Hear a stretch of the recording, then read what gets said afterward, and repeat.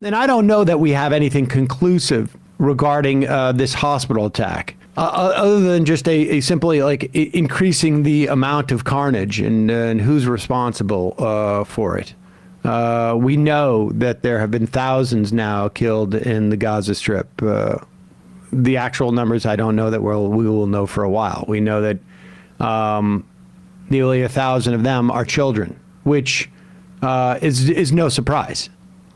50% of the population there are under the age of 18, out of that 2 million folks.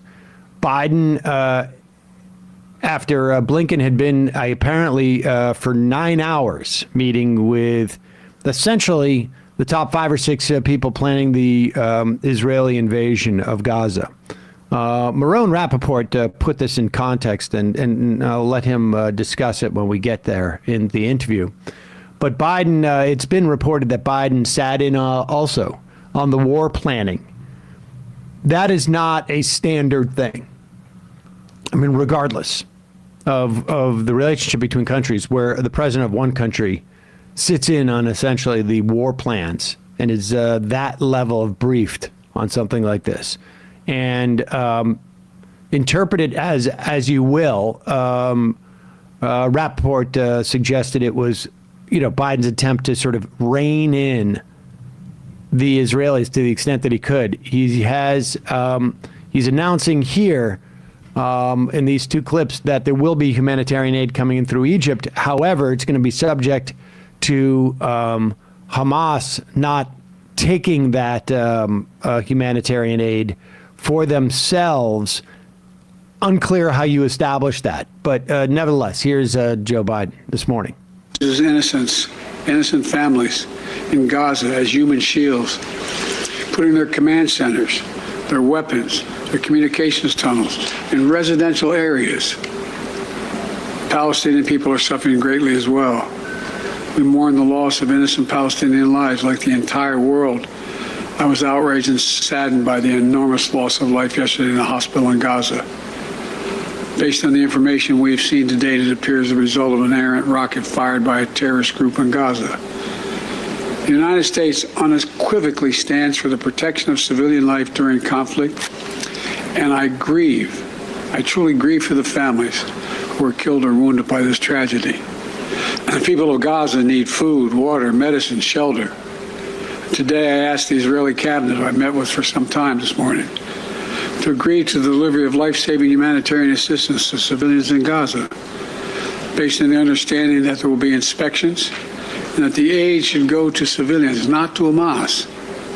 Israel agreed the humanitarian assistance can begin to move from Egypt to Gaza. But let me be clear, if Hamas diverts or steals the assistance, they will have demonstrated once again that they have no concern for the welfare of the Palestinian people. And it will end. As a practical matter, it will stop the international community from being able to provide this aid.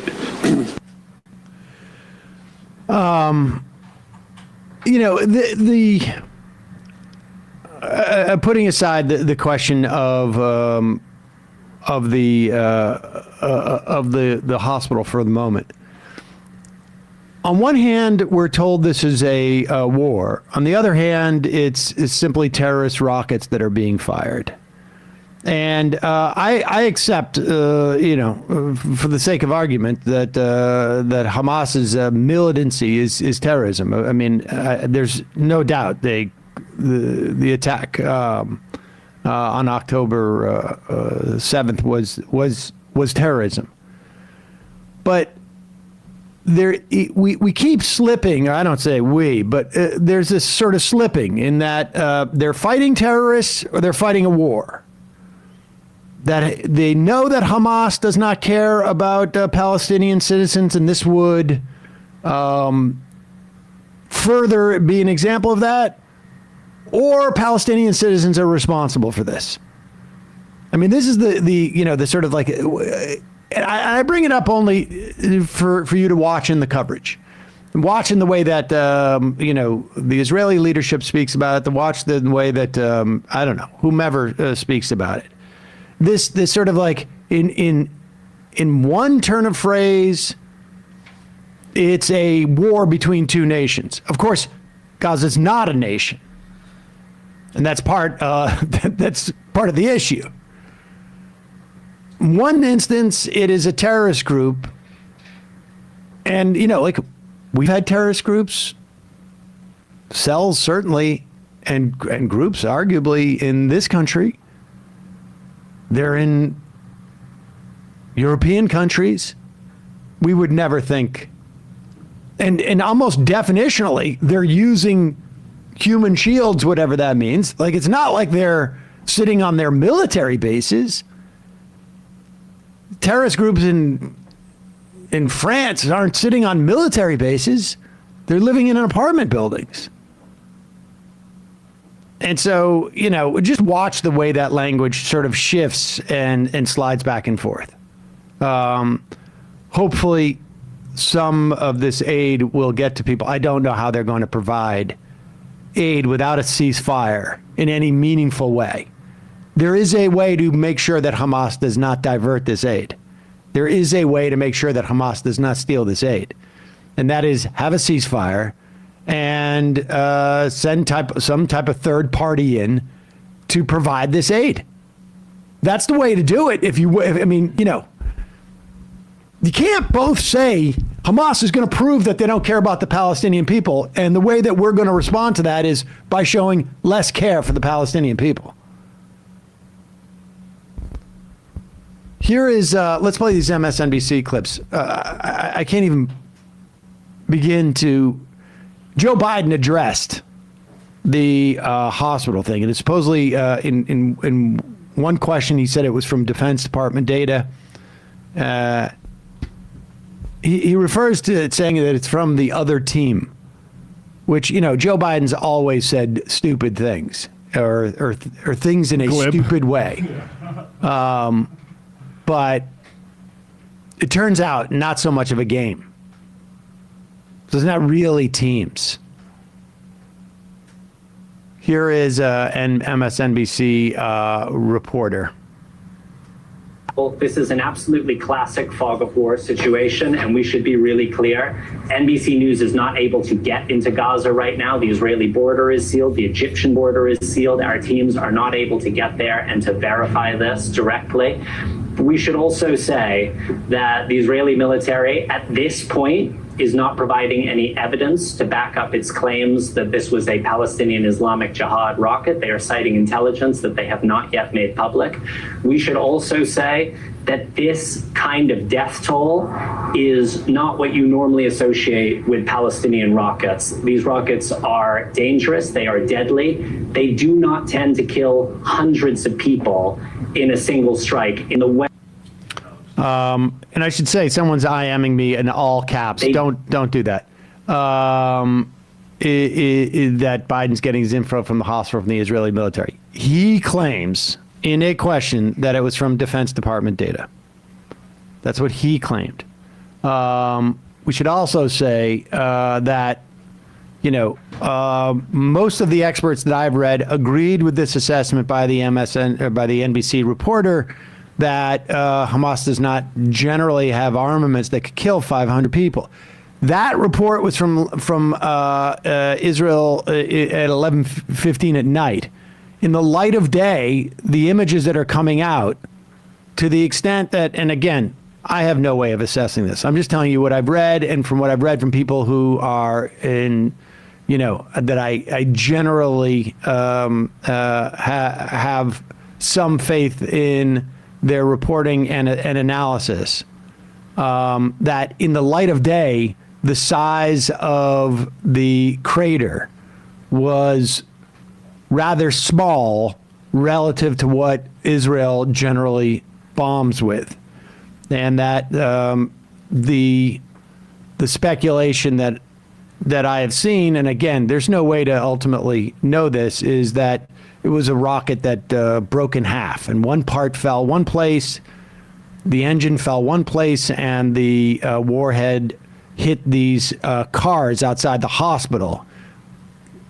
They also say that it's that from the look of that, because the hospital was in fact not leveled, thank God, that it's unlikely there were actually that many people killed. And it was rather quick that we got the numbers. But I don't know. I also know that the Israeli government has lied on, I don't want to say countless, but pretty close. Well, on this, they had to delete a video last night. Well, they deleted a video last night, but I'm talking about like with the reporter, the AJA reporter that the Al Jazeera reporter that they killed and blamed for a year on Palestinians. Doctors Without Borders have said repeatedly, this is not a political organization. They just send doctors, that Israel targets healthcare facilities to send a message to Gazans. In 2021, Israel destroyed 15 ambulances and 9 health institutions in Gaza. Remember this, including the only lab that could do COVID-19 testing.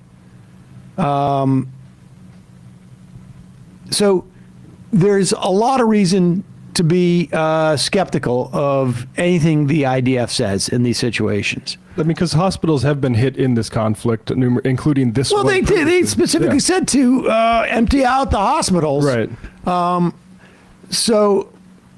But regardless, you had a lot more people in that hospital because they had nowhere else to go because of the incessant bombing. And, the bottom line is that there needs to be a ceasefire so that, and it does not appear that Biden was able to sort of get that. And so that's where we're at. Again, we'll talk to Marone Rappaport. If you have watched this program in the past, we've spoken to Marone a couple of times in the past about the protests that were happening around the so-called judiciary reform in Israel. And the last conversation we had with him was the prospect of Israelis understanding that the authoritarianism that they were seeing in their country now was essentially a domestic version of what they've been doing in the West Bank and Gaza and really throughout Israel for, in some instances, decades. And so, but it's an important conversation to have with Marone, and he's it's rough for people on the what remains or is referred to as the Israeli left. There. Or even just people critical of Netanyahu. Like, we need to be here for those people.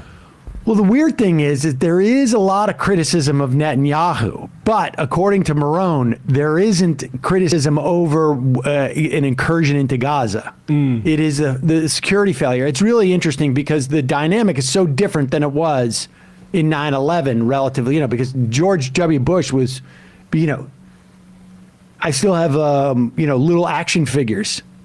They literally, started making kids dolls to play with. They did that for Dennis Miller, for God's sakes. Yes, I said, okay. All right, well, I have some ads to read.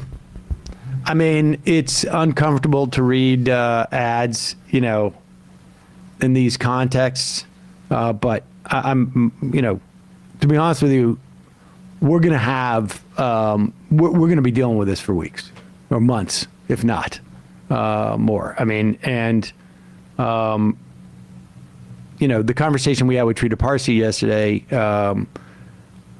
we could have that conversation again in a week and track how far things are moving in terms of this becoming a regional conflict. We're at the very early stages of this, and it's going to be, it's really, it's disturbing. And I know a lot of you have been, it's helpful to take a mental health break